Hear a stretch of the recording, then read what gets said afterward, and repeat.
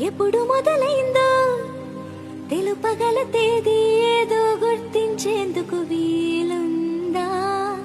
ప్రణయం ఎవరి హృదయంలో ఎప్పుడు ఉదయిస్తుందో గమనించే సమయం ఉంటుందా?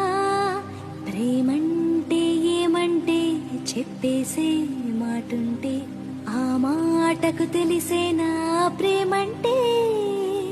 అది చరితలు సైతం చదవని వైనం, కవితలు సైతం పలకని భావం, సరిగమలెరుగని మధురిమ ప్రేమంటే దరిదాటి ఉరక